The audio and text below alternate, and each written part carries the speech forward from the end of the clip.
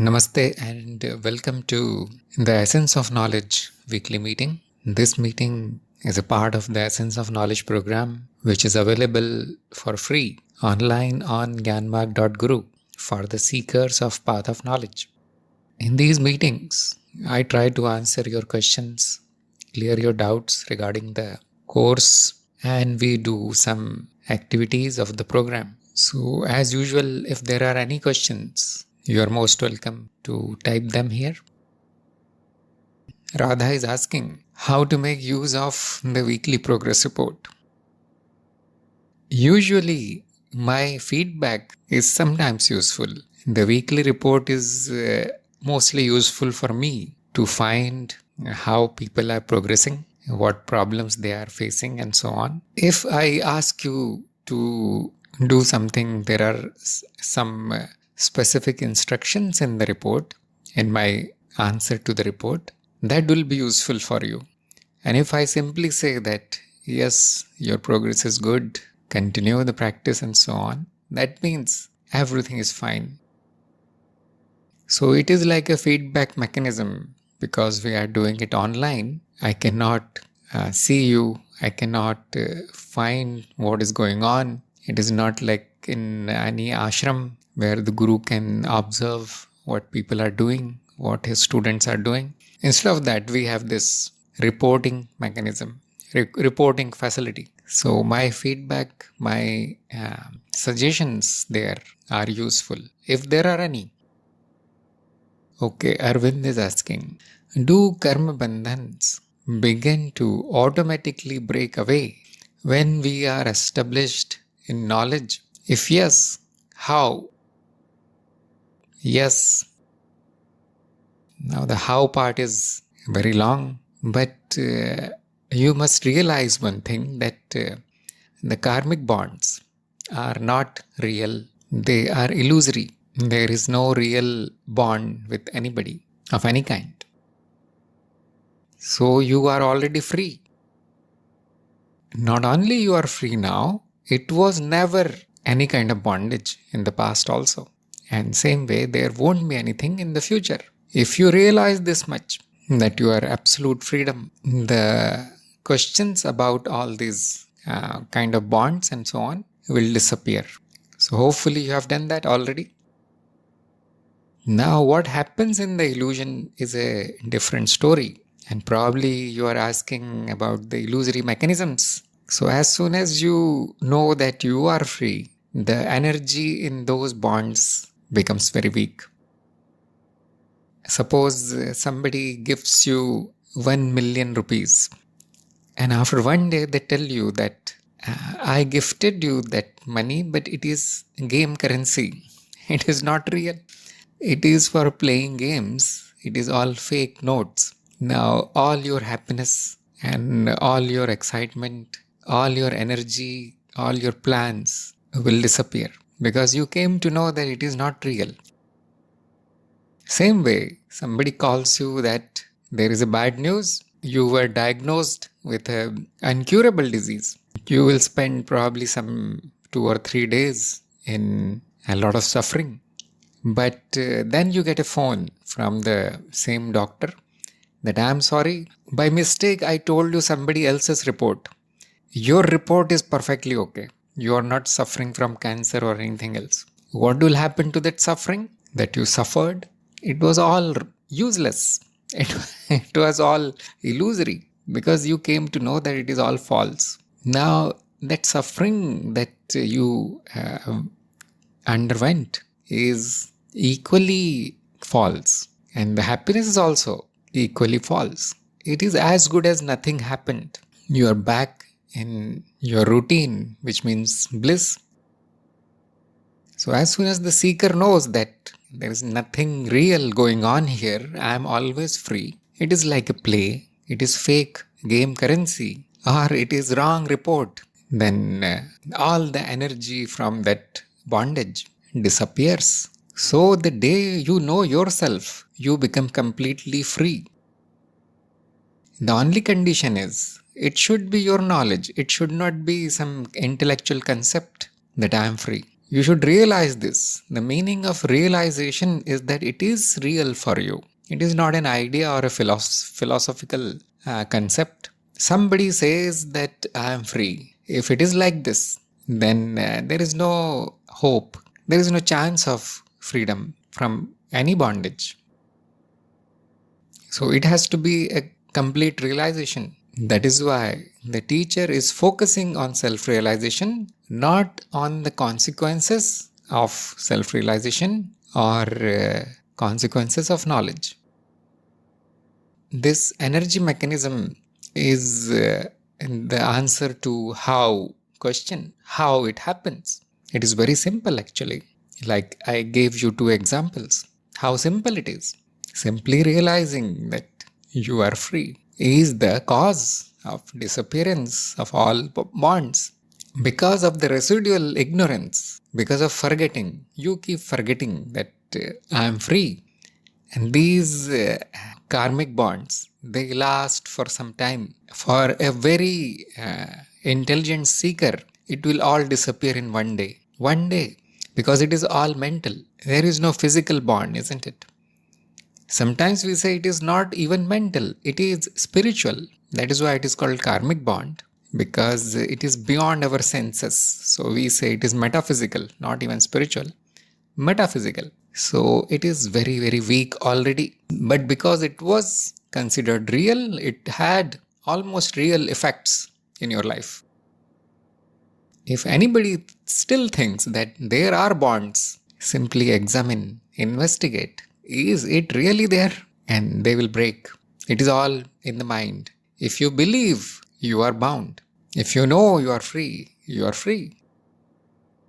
There is another story in Sufi culture that you can train a donkey to not wander here and there, not run away, by tying the donkey every day. You do the same routine, you take the donkey, you take its rope and you tie it down to some post or something. Now the donkey gets trained that I'm bound here. I cannot run away. I cannot even move. I'll just stand here and eat whatever they feed me. This is the training. However, one day you need to simply bring the donkey there and do an action of tying up invisible rope. Simply bring the donkey and show him that you are tying up something, and pat him on the back and give him some grass, and you will see that he stays there because he believes that I am bound. Somebody already tied me up, like every day. So the donkey goes nowhere. And after a few months, you don't even have to do that acting of tying. You simply bring the donkey and he will stay there. He will not run away. So an average seeker is like a donkey. We are so trained to believe that I am bound. It will take some time to make it disappear completely. But any intelligent person will see, I am not bound. Not spiritually, not metaphysically, not mentally, and obviously not physically. So they disappear. Now there are manifestations of this disappearance of karmic bonds, and that is breaking of all the relationships, and finally breaking of ties with the ancestors, and that stops the rebirth. Or hopefully it will stop the rebirth. Hopefully it will stop rebirth in the same family. At least freedom means that you are free to take birth, but only donkey will do that. No sane person will take birth here again if given a choice. Remember, you are not born, you don't die, and this is also a dream. Taking birth in some family and due to bonds. As soon as you realize you are free, there will be consequences. And the key word is realization. Is it real for you? When will it become real for you? When the evidence is very, very obvious. It is very clear like a day, sun shining in a day, that yes, I am free. And it can take 2 minutes to inspect, to see that yes, it is like this. Even this creature is not bound. That is also mental, like a donkey. It is not bound. It is just training. You can run away today if you want. Sometimes some people are dependent on you. Now, complications of karmic breakage. You can write a book, obviously. It is a big subject. But I'm telling you in short, if you are dependent on somebody and the bond breaks, nothing bad happens. It is all okay. But if somebody is dependent on you, like a child or your old father, mother, or anything, that means you cannot leave. You cannot leave immediately. However, you are still free. Now the responsibility factor is there, not the bondage factor. Now you take care of that family, children, Guru takes care of their students, and the king takes care of the citizens. It is like father and child, all only. For a king also the responsibility is mentioned in scriptures. So you cannot leave immediately, but the bond is broken. You do it till they are no longer dependent on you. And then the manifestation can happen. It's all gone.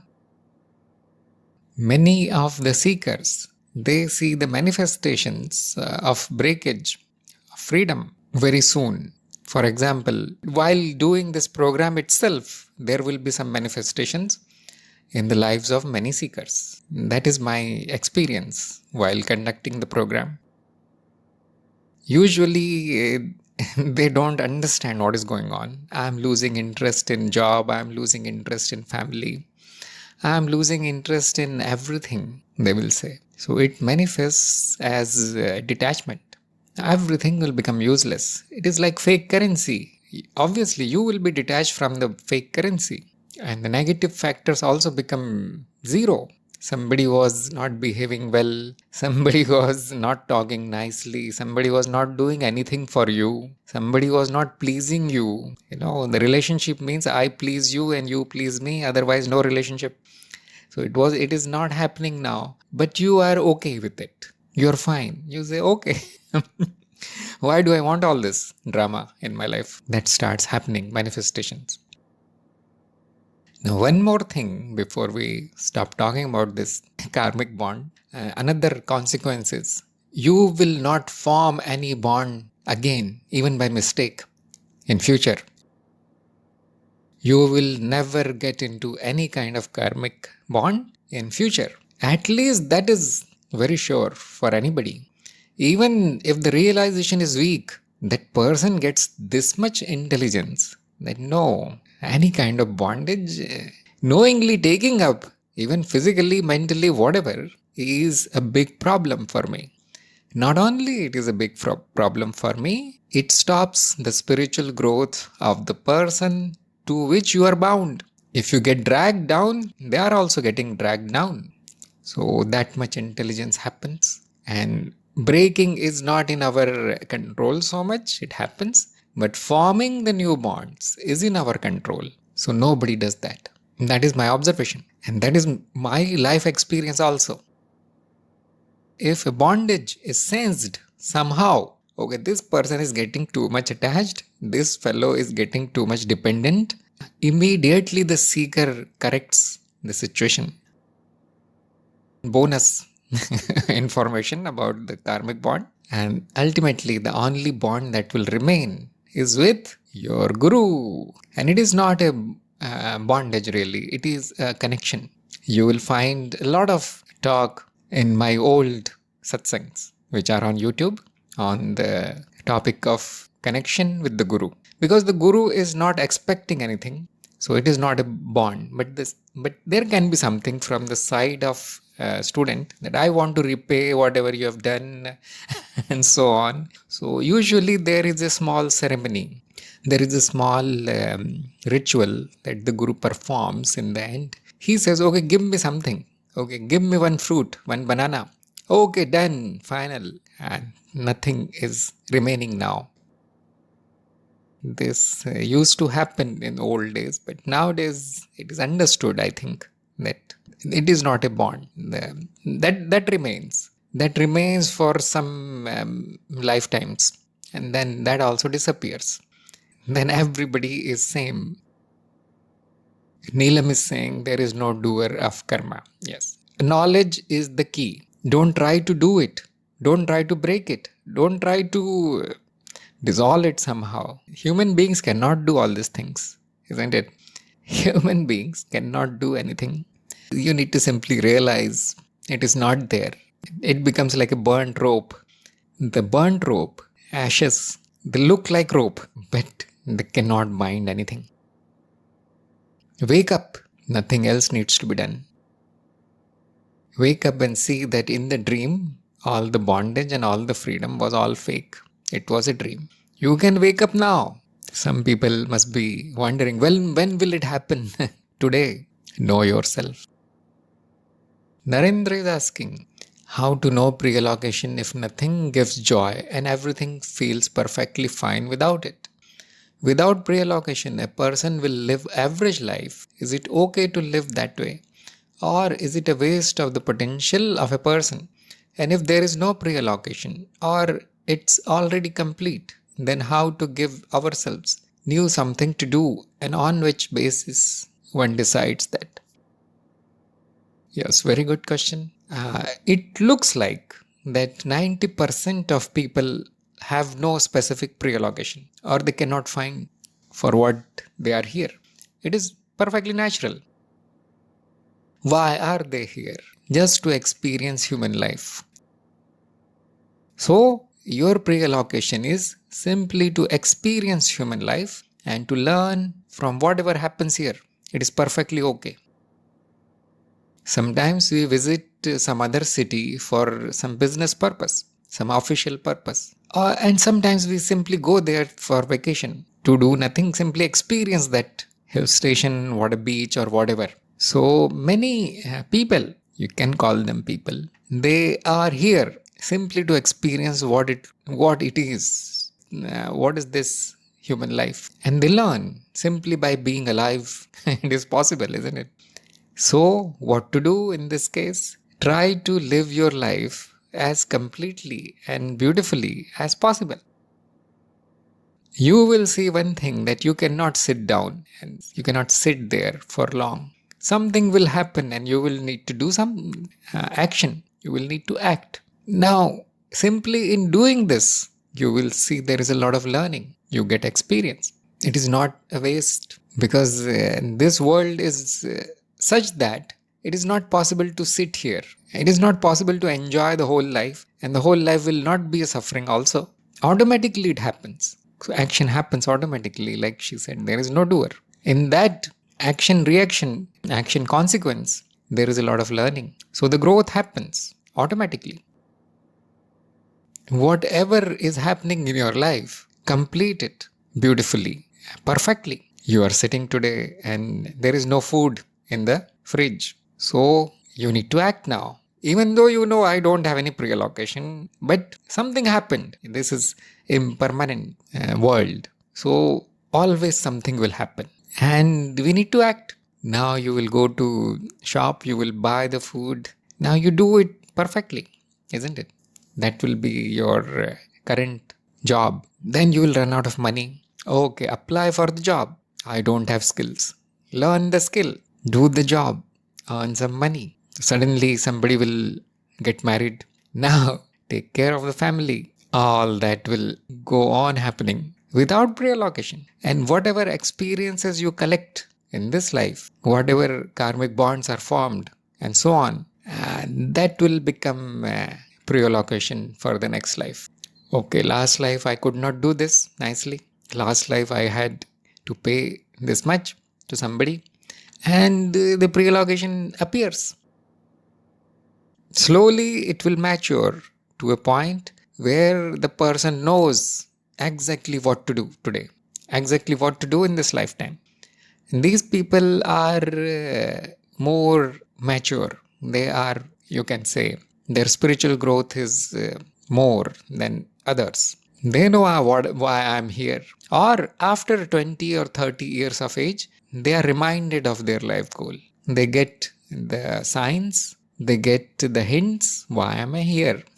and they complete that pre-allocation. Those who are very senior, they are born with the memory why I'm here, what do I need to do in this lifetime? They finish it and their lifetime is also very short because they don't need to spend the whole 100 years here for a tiny job. So my suggestion is, if you cannot find any pre-allocation, nothing gives you joy, you've lived your life completely. Arvind is saying just completion of responsibilities can also be pre-allocation. Yes, pre-allocation need not be something great that I become king of this country and then I do this and I do that. No, it is always small. I need to learn this thing. In this lifetime, I need to learn music. In that lifetime, I need to travel to that country because I could not in last lifetime. In this lifetime, I need to learn path of knowledge. So on. We are ordinary people. Our pre-allocation is ordinary. But there are some extraordinary people, yes. It can be simply completion of our day-to-day actions and the learning happens there also. It is impossible to escape learning because it is impossible to not experience anything here. This world is a dual world. Dual means there is a perfect balance of good and bad, positive and negative, suffering and happiness. Add impermanence. And so everything, it is pre-planned. It is set up perfectly for a good experience, for spiritual growth.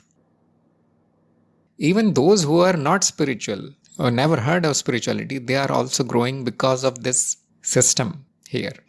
And because of death, which is a long story, so I'm not going to complicate my answer with that. This is called Death World, Mrityulok. It has a lot of advantages. Otherwise, we won't do anything because I am eternal. So why should I do anything? Because there is a deadline. It is literally deadline because you fall dead after that line. So we need to do something. We need to utilize this limited time. Arvind is asking, can we somehow experience timelessness? Is our mind capable to remove the dimension of time? Very good question. See that you are experiencing timelessness only right now. Can you see? Is there time right now? All we are experiencing is an illusion of time. You can say concept of time, not even illusion. Concept. What is the current experience? It is only of memory. Whatever is appearing now in the memory is called past. Whatever thoughts are projected in future, they are also happening now. And it is always like this. So our current experience is of timelessness. Then the ignorance says that whatever is appearing from my memory is real. Whatever I am thinking of the future is real. And the illusion of the time is born because of ignorance. Because people don't pay attention to their direct experience. So, is our mind capable of removing the dimension of time? Yes. Just now you did it. There is no time. It is not that there is a dimension of time and we need to remove it somehow. No, that would be impossible.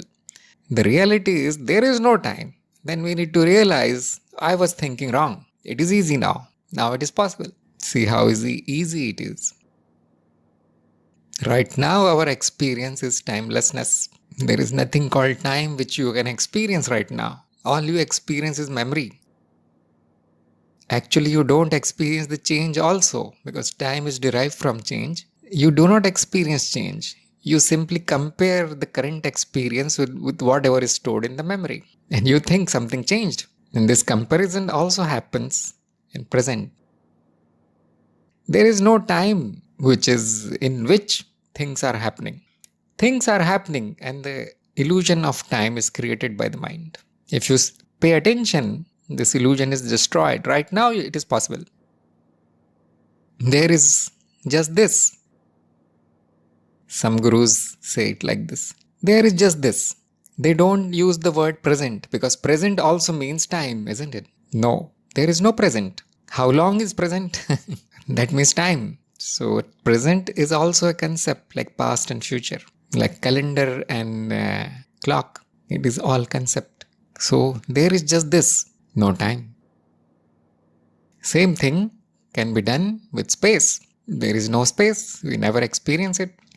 There are two very good videos on my channel, English channel Pure Experiences, transmission series, illusion of time and illusion of space. And there are more illusion of individual, illusion of suffering, illusion of this and that. Everything is destroyed in that transmission series. It is very interesting why it is called transmission. It was transmitted. I had no knowledge of all these things. Sometimes we simply hear this, scientists are saying there is no time, there is no space. And spiritual gurus are also saying this. And the tantrics are also saying this. That I can create any amount of time. I can go in any time. I can read all your past and future. So we simply wonder, we simply accept, or sometimes we doubt. It's not possible. So everybody hears these things, but real knowledge happens when you experience this thing. There is only this. Rest is ignorance. You can destroy ignorance today, right now. It takes 1 minute. You need to pay attention. You need to grasp the pointing of the Guru. This pointing is nicely done in those videos, transmission series. Narendra is saying, if all necessary actions are completed and there is free time, what to do in that time? What should a person ideally do?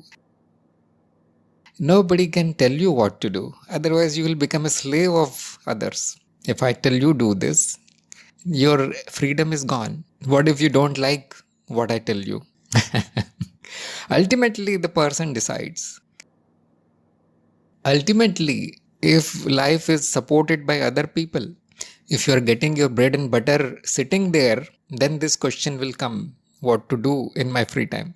That means this comes for those people who are dependent. Their life is solved. Their survival is not a problem. So the question arises, what to do? If you were really free, if you are not dependent, then this question will not come. Because the survival will keep you busy. There is no free time for an independent person. There is always something to do, some problem to solve, some job to do. So it has to be decided by the person what to do in your free time. Contemplate on the path of knowledge.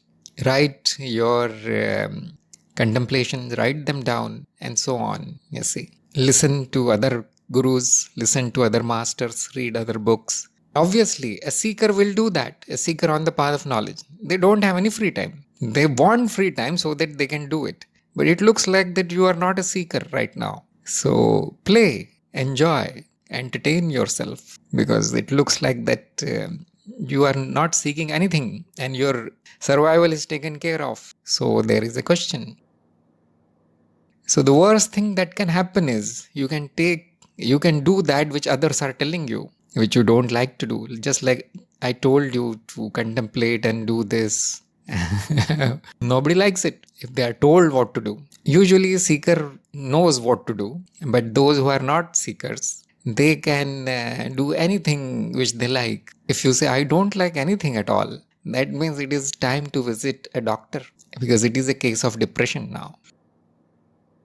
Usually a young person cannot sit quietly. That is natural. They have a lot of energy. If the person says that my whole day is free, but I don't like anything, somebody tell me what to do, and they are suffering from depression. If you are free, if you are independent, you will decide automatically what to do. And if there is nothing to do, something is wrong. That life is not normal. Especially somebody comes in the path of knowledge, satsang, and asks what to do. Do path of knowledge. Do your practice. Your knowledge is very poor. Your language is very poor. So try to improve that. At least if you want to seek, if you have an interest in seeking, if you want spiritual knowledge and so on, if there is free time, you are already gifted. We are fighting for free time. Everybody else wants free time so that they can do some spiritual activity. So for you, that problem is solved. Now at least do that for which you are here. You are in the program, isn't it? Make your knowledge perfect. Make your language perfect. Make yourself perfect. Get a job. Even if you are not facing any problems, still, if not job, get some skill, learn something new. And then this depression will be solved. The worst thing that can happen is you copy others and you ask others what to do. That means it is not your life now. Others are dictating your life. This is interesting. No pre-allocation, no interest in spirituality, no interest in path of knowledge, and does not want to do anything creative, does not want to improve. It has to be depression. So it is time to consult a good doctor, I think. The spirituality and the guru and path of knowledge will not do anything. The path of knowledge never tells you what to do in your free time, unfortunately. So I am not able to solve this problem, actually. Very interesting case. This never happened in our program at all. Usually the questions are like this: how can I do more spirituality? How can I leave? How can I cut down all these responsibilities and jobs so that I can do only one thing, which is study spiritual practices, contemplation, satsang, and visiting ashrams and visiting gurus, meeting other seekers? What to do? Tell me. What job are you doing? Tell me the same job I'll do, and I'll also do all these things. Usually, seekers are full of energy, full of excitement, and they are very creative. The problem is reverse, that they don't get free time. So coming to spirituality, because you don't have anything to do, is not productive. It will not benefit you. Because a seeker knows what is my pre-allocation, and their pre-allocation is usually knowledge. They want knowledge. From childhood, they start seeking. Now they find the right guru, it is done. No questions come. What should I do? What should I not do? All these questions do not arise. So this program, the Essence of Knowledge program, is especially for these people who are on the edge. They need a push. That's all. It is not for worldly people who are struggling with simple things, how to live a life, what to do in the life. A seeker does that which is necessary to get the goal. But if there is no goal, they will just sit. They won't do anything. If your goal is not knowledge, this program is useless, completely useless. So you can decide. There is no hurry.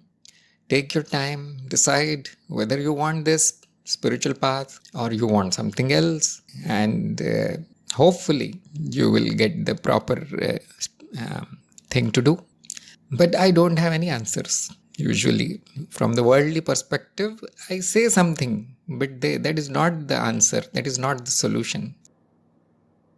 I get many worldly questions. People keep asking because they think he is a guru. The image is like this guru. But no, I know a few things like time does not exist. What will you do with that information? Tell me. And they think that I know solution to everything. No, I simply help people on path of knowledge. That is the only thing that I can do, nothing else. What happens is that people think that I'll get everything here, my problems will be solved and so on. It never happens like this. Path of knowledge is for those who don't have any problems left. And then the only problem they have is ignorance. I don't know who am I. And that is for them, it is recommended. This program is for them. It will not stop suffering and so on, you see. It will not give you any job. It will not cure depression. It will not cure any disease. The path of knowledge will not tell you how to entertain yourself in free time. The big problem is that you have free time, isn't it? That is the biggest problem. So boredom is already a problem. Life is boring. That is the problem, isn't it? Now, path of knowledge will not solve anything. For a seeker, life is never boring. It is very challenging. It is very active. Spirituality does not mean that you sit down some corner and close your eyes and meditate and become dull. No, it is continuous progress. You want to go faster now. Continuous struggle. And if there is a guru, if guru is a proper guru, the guru won't let you sit. Okay, your program is done. Now write down these things. Okay, that is done. Now teach this fellow. Okay, provide this thing to other people. Do this service. If the guru is proper, forget about boredom. Your life will become like it will be on 6 cylinders, full speed. Normally, we don't do all these things. Normally, you are left to do whatever you want to do. But those who surrender, the Guru makes their life very interesting. Check the life of any Guru. It is like full speed ahead. All the creative people, all the people who are important in the society, they are like this. They don't get free time. They don't have depression. They are excellent in whatever they do. Everything is like this. This is the bitter truth of spirituality. It does not solve anything. If everything is solved, yes, your spirituality will be successful. Neelam is saying, my family thinks I'm bored with life and have taken spirituality as a new hobby to keep myself engaged. Well, there is no limit to what people can think and say. From outside, the spiritual person looks extremely boring because he is not doing that which worldly people are doing. He is not going to movies, he is not going to parties, he is not doing shopping and so on. But from the point of view of a seeker, all these activities are completely boring. They are useless, unnecessary actually. But their internal life is very interesting. So they are reading, they are talking to other seekers, they are spending time with their guru, they are doing retreats, they are visiting ashrams. That is highly interesting. They are learning more things. Okay, path of knowledge is done. Let me do something else. I'm Brahman is boring, isn't it? From the point of view of a worldly person, this life is boring. From the point of view of a spiritual person, worldly life is boring. And therefore, these two cannot live under the same roof. There will be adjustment, yes. If the worldly people are kind and loving, yes, they will tolerate you, tolerate your craziness. And if the seeker is also compassionate, they will tolerate the worldly people. They will participate in their festivals and shopping and parties sometimes, not always. So only way to live with these people is to somehow develop tolerance, compassion, somehow adjust. Otherwise, you are free. Those who are free, they won't stay there. And the worldly people, if they are free, they will leave you immediately. So this will happen with your friends because they are not dependent on you. You are not dependent on them. It is friendship. As soon as they see that you are totally boring now, and whenever you speak something which is like French to them, Chinese to them, if they don't understand, the friends are the first to leave because they are not bound. Then comes family members, and then the final karmic bonds are broken. It is very fortunate that this happens. What if people become attached to you that you are a spiritual person? I'll just worship you from today. They don't leave you. That will become a big problem for the seeker. It is so fortunate that it naturally happens that people distance themselves from a seeker. They think you have gone crazy, and immediately their mentality and their thinking changes about you. And friends usually think that he is useless now. Business people think, oh, no profit here, so on. It is very lonely at the top. The mountain of spirituality, all the crowd is at the bottom, very lonely at the top. So you need to make spiritual friends. Friendship is the only relationship which is not bondage. Everything else is. It is called Maitri Bhav in Sanskrit. This is chosen properly for a seeker. We don't call it love. We don't call it anything. We call it friendship. The attitude of friendliness. That's all. And only a spiritual person can have this kind of thing. Detached contact. That is most interesting. That is free of any burden. So are these worldly people capable of understanding even one word of what spirituality is? What is Maitri Bhava, whatever? No. So it is surely a sign of progress that people are seeing you differently, and they are going away. Surely a sign of progress. Now, you don't need to be in that situation. You can be with spiritual people. Usually, they are not boring, but they are also not very interesting. Not so interesting because they don't talk that much. And they are very independent. So you say, let's go here, let's go. They say, no, I have my own business. I have my own goals, jobs, my own practice. So they do not actually. It is very difficult to remain in that kind of old lifestyle. It is impossible. So from outside, it will look like that the seeker has become lonely, like their life has nothing in it. And actually, whatever happens there is very natural. They don't have any desires now. So the worldly person will think, yes, it is over for them. But it is natural outcome. But a seeker is never bored. A seeker is always busy. A seeker has a lot to do because evolution has no limit. Spiritual evolution starts with knowledge. There is evolution which is automatically happening. Usually it is very slow and it is hit and trial kind of evolution. But after knowledge, especially self-realization, it becomes directed because you know the direction higher and higher. Now nobody has time to waste here.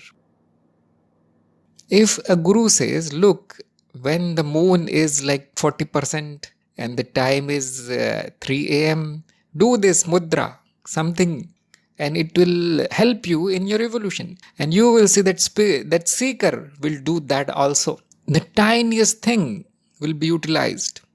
This is a seeker. They don't have time to waste. People think that there is a lot of time. No, we don't have time. So the more you leave your ordinary lifestyle, the more active you will become. See the paradox here. You can check me if you want. Because usually I don't say things which are not happening to me, isn't it?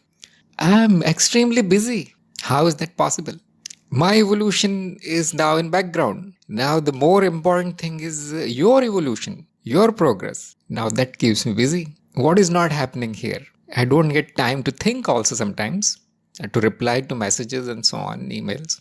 How is that possible? I don't have any worldly life. Hardly anything. How is that possible? You can check any guru actually. They look calm and quiet and peaceful, but they are doing something which ordinary people cannot do. Okay, a lot of chit chat. Now Manish has a question. I came across this question in the quiz and I need some help with the explanation. What requirements must be met by any model of illusion? Yes. It should be in quiz because earlier there was 10 video, a section of 10 videos on illusion only. So the answer is provided there. These 10 videos are now uploaded on YouTube in a section on vibronics. Vibronics. There is a video search facility on gyanmark.guru. If you search vibronics, you will get all the series. So I'll tell you in short, you will get the detailed answer there. If you want to make a model of the illusion, which means you want to explain how the illusion operates, it must satisfy some requirements. And the first requirement is it should be compatible with direct observation, direct experience.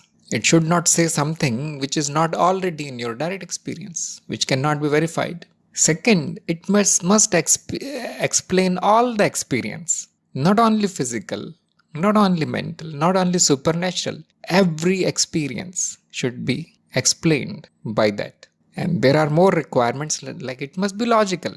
Another requirement is it should not assume anything, or the list of assumptions should be minimal, only one or two assumptions.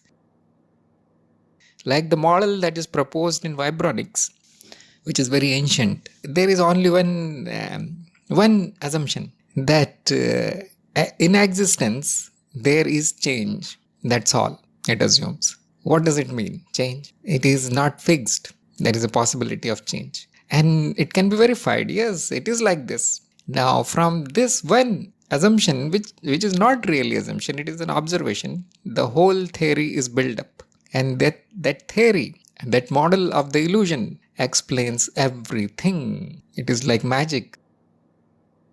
All the scientists are trying, all the great philosophers are trying, but it is all, that knowledge is already here. That model of the illusion is very ancient, and I tried to explain this in modern language. That's all I did. In Hindi, if anybody wants, it is called Nad Vigyan series. Nad Vigyan series. Same is in English, but more detail. Vibronics.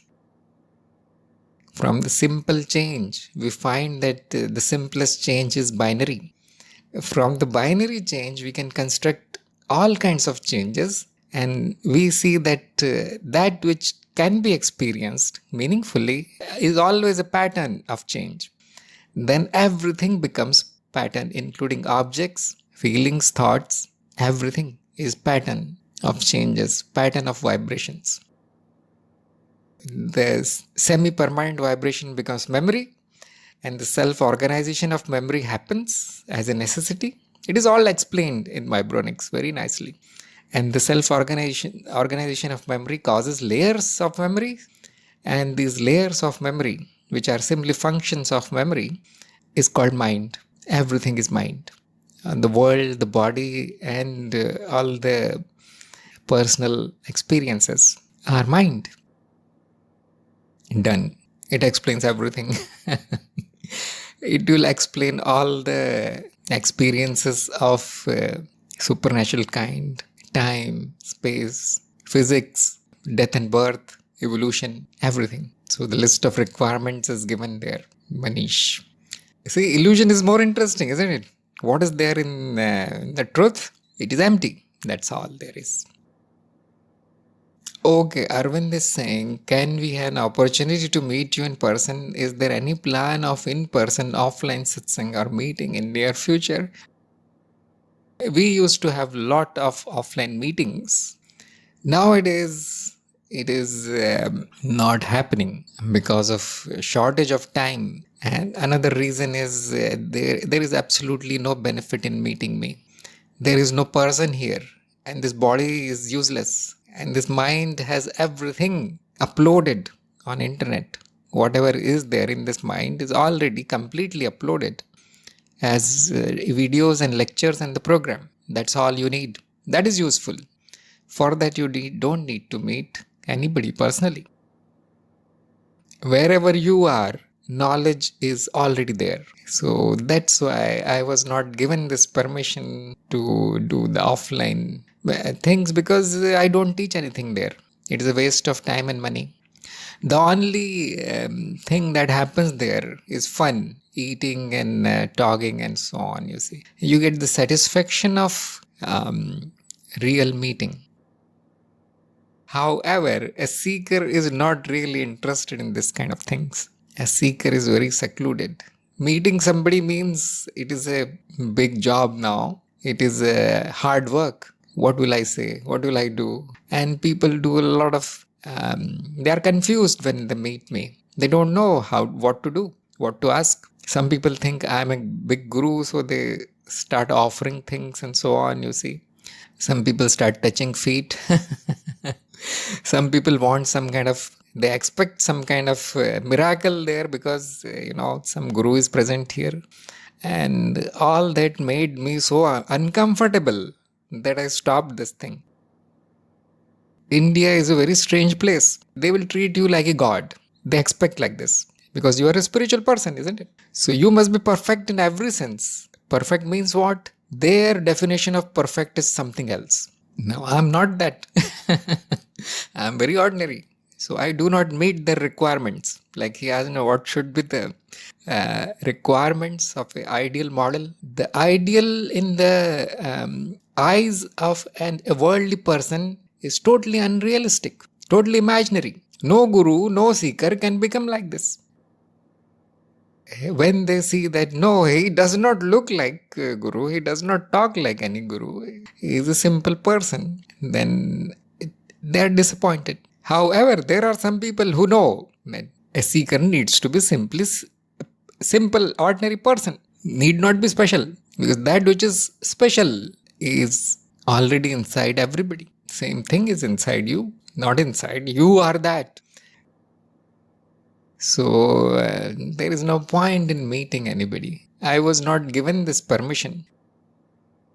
There is another thing that happens, in meetings, that people get personally attached, and one meeting is not enough then. Now, when is the next meeting? You will ask. Okay, I'll go there also. Now I want to meet you every week. Now I want to call you every day.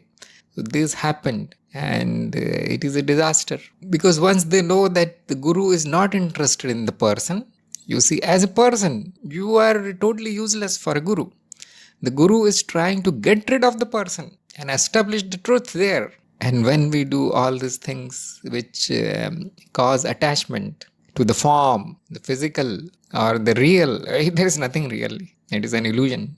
It is a failure of our effort. Still, I know some people understand all these things. Still, they want this kind of experience. Then we found a way. Since this is an illusion, the world is not real. There is no place, there is no time. So you can meet your guru. Not only me, you can meet anybody in projected states. Now, people don't know all these things. Yes, I know. So you can say dream in simple language. You can call it a dream. We have some interesting experiments that are going on where we try to meet at a imagined place, which is not real, not world, not this world. We try to meet in some other world in non-physical form. If anybody wants, they can participate in that experiment, but that experiment is very difficult. And the advantage is you can meet every week, and there is no travel, no expenditure, no no problems at all. It is an occult experiment. That is happening. Many people are participating. And the condition is you should finish Tantra Bodhi program for that. And it is extremely difficult. So I found this solution. Those who want to meet, I invite them into the non-physical gathering. All are welcome. Facilities there. So what it does is that encourages these people to do some experiments in the illusion, and that encourages them to know the illusion more and to detach from this world. See, it is all a trick to get you outside of your habits, to make you drop your habits. You think this world is real, you think this guru is real, you think you should meet that person and it will be nice, it will have some benefits. All these are blind beliefs. There is no benefit. The benefit is in dropping all these beliefs, in dropping your old habits. To catch a fish, we throw something in the water. I do that. I also do that. It looks like that he has a intense desire to meet. Okay, throw the bait and you call that person in the dream. Okay, this is the technique. Learn these things. Practice for 20 years. You will become perfect in this thing. Now you can meet me anytime. So that person is tricked into progress like this. In a traditional way, or when there was no internet or phone, there was no other option but to meet Guru. And the Gurus also did some kind of tricks there. If you meet me, if you come to my ashram, I'll bless you. Next time you'll have son instead of daughter. Your next job will be make you a millionaire. Just come and see me, meet me. They used to do these things. And probably there were results of these things, results of meeting a guru. They used to do miracles and so on. Still, especially in Indian mindset, the same old beliefs are there that meeting a guru is beneficial or interesting or it will be new experience. No, you will be disappointed. It is fun, yes, it feels nice, but it will not benefit anybody. I talked about this thing many times. Those who are like regular listeners of our podcast and satsang know these things.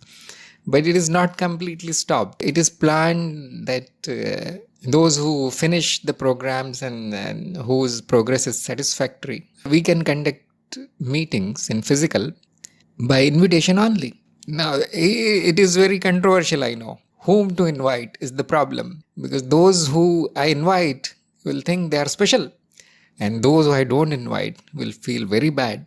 So we are still trying to solve this problem, because it will be huge problems. It will cause a lot of problems. At least now I say I cannot meet to everybody, and that does not cause any problem. But people will say, accuse me of favoritism if I invite only some people who will benefit by meeting and not other people. They will feel really bad. All suggestions are most welcome. However, the personal meetings are on only with those where it is useful to meet personally, like for those who are working for me, those who are doing something advanced in the occult field where online is not an option. You see, occult cannot be taught online. We are doing this experiment of teaching occult online, which is not really possible. So that private meetings are happening, but not public. And nobody knows about the private meetings. That is why it is private. So I told you the whole reason of not meeting, but it is not totally impossible. Something will happen. Someday something will happen. The more we are connected, the less important it becomes to meet, isn't it?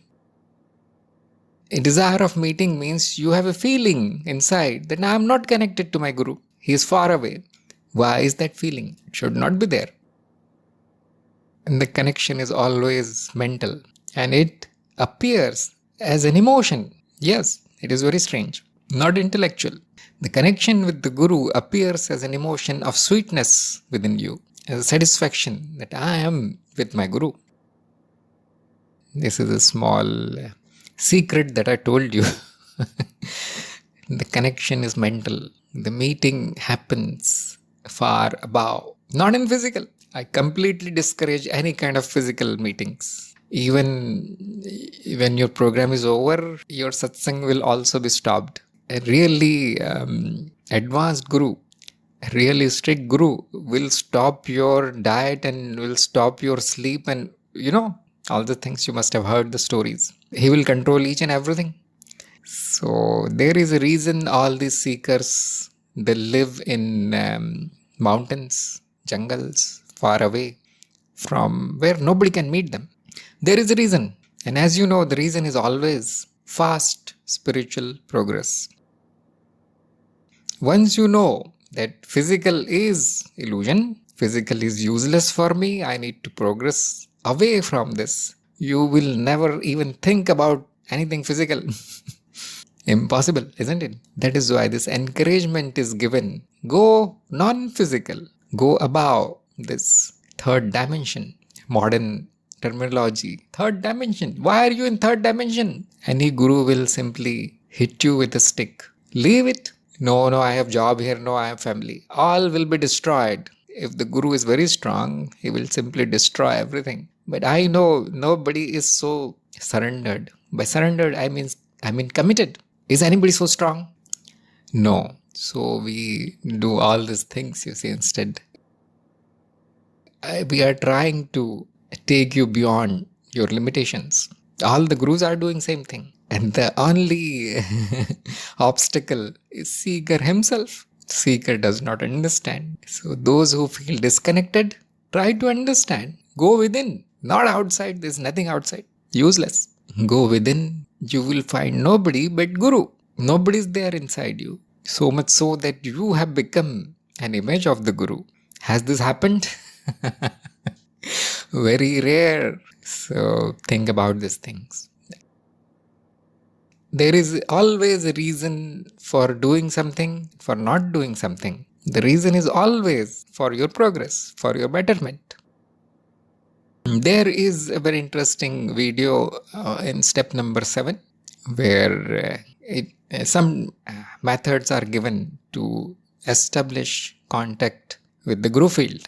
Very interesting. Yes. When the physical is not an option, you will automatically go non physical because it is your nature. You have forgotten this. The real fun is in non physical. Physical is like a prison for us. So, methods are given there. And once you get in contact with the Guru field, you will forget Guru because Guru is like a speck of dust. You have the whole Guru field, whom you want to meet. In fact, you become part of the Guru field. So, you see, I have higher plans than doing a spiritual retreat or trip.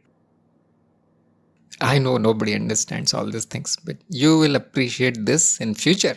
And I also don't understand many of the things. I am simply following orders. A lot of secrets were given today. Hopefully, you will never complain that I could not meet my Guru. You will be thankful that he discouraged me from doing everything in the old way. Meeting people is old way. What is new way? Connecting. So internet is just one step towards non-physical, isn't it? Right now my voice is totally non-physical. I'm not there. I'm not present in the same place. We have already taken one step. Take another step. Make the mental connection. How to do it is all given. Search for it. So here we'll end today's meeting because obviously we are going too off topic here. But it is interesting. And I'll see you next time with more questions and answers. Thank you everybody for participating in the meeting. Namaste.